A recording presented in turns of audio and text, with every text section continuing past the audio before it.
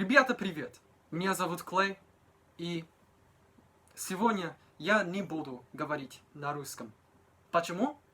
Потому что я просто не могу говорить на русском, по-русски. Не знаю. Anyways, こんにちは皆さん。僕の名前は、ネルソン・クレイです。今日はですね、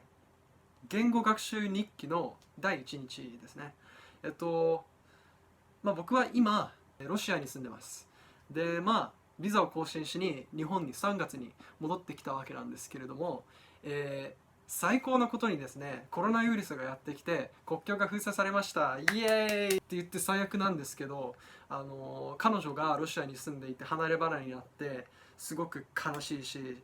悲しいしか言えないですよね、それは。で、あとやっぱりロシアにいないっていうことは何が大変か。そうです、ロシア語忘れちまうじゃねえかっていう、そういうことですよ。だから僕は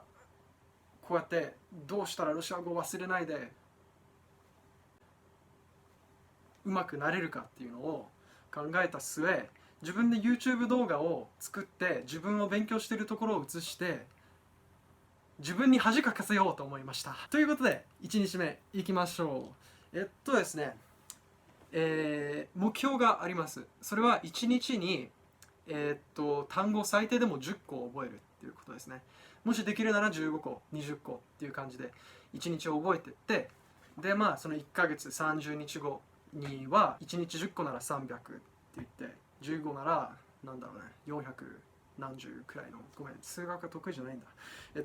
それくらいの単語を覚えることができる。で、僕は実際もうロシア語は1年くらい勉強してきて、ちょっと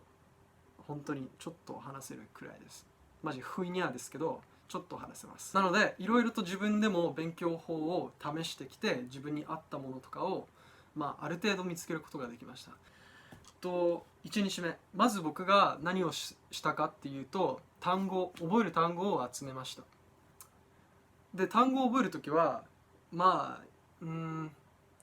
いろんなメディアを使って覚えるんですけど、例えば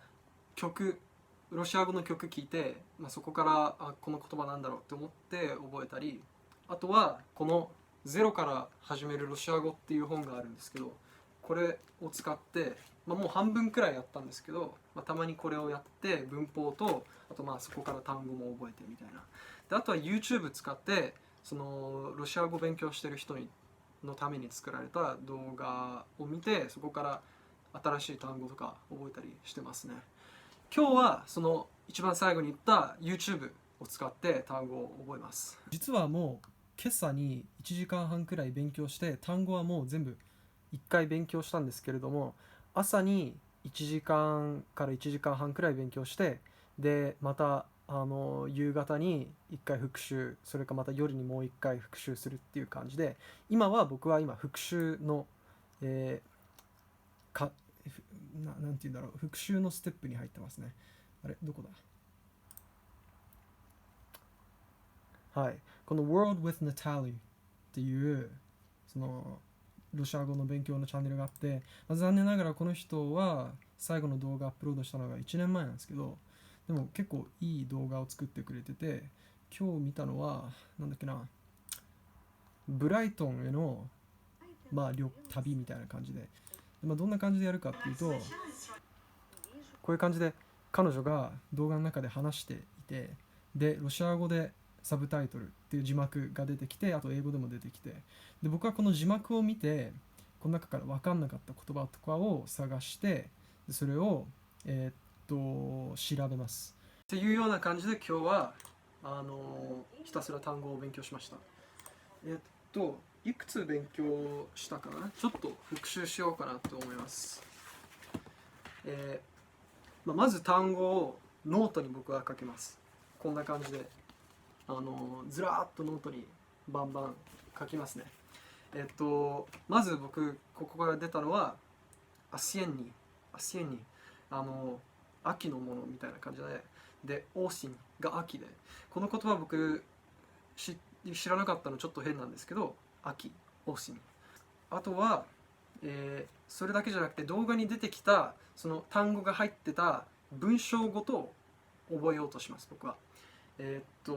えばここでは、каждое утро я смотрю на ухоженный сад и вижу, как день за днем меняется погода。文章ごと覚えて、で、そこに入ってるその単語を覚えます。今の文章、線に入ってなかったけど、まあそんな感じです。例えばこの文章だったら僕はウホジェネっていうその綺麗に整えられたとか整ったみたいな感じの言葉を僕知らなかったんで、文章ごとこの単語を覚えました。でどんどんこの見てって分かんない言葉があったらすぐそれを覚えるって感じですね。他に覚えたのはヌシュトジュ、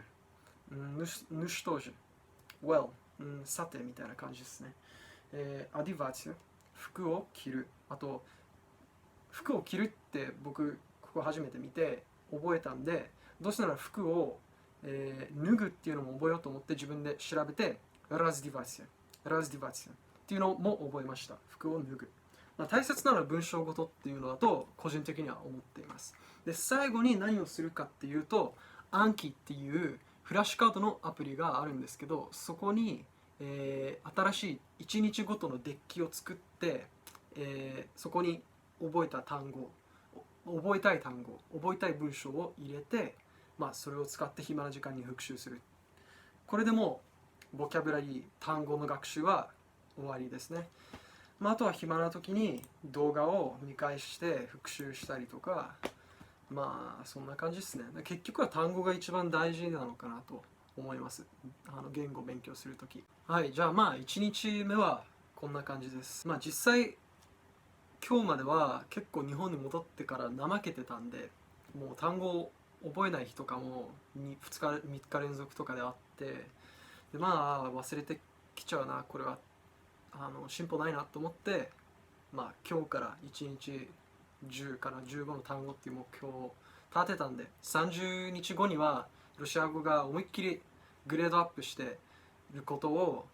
祈ってますね。それ目指して今日からこの動画を、できれば毎日アップしていこうかなと思います。はい、なので言語学習日記第1回終わりです。他にも何か言語を勉強してる人、もちろんロシア語を勉強してる人でも他の言語でも、一緒に頑張っていきましょうっていうふうに、はい、一緒に頑張っていきましょう。はい、OK! До свидания, ребята! Увидимся скоро!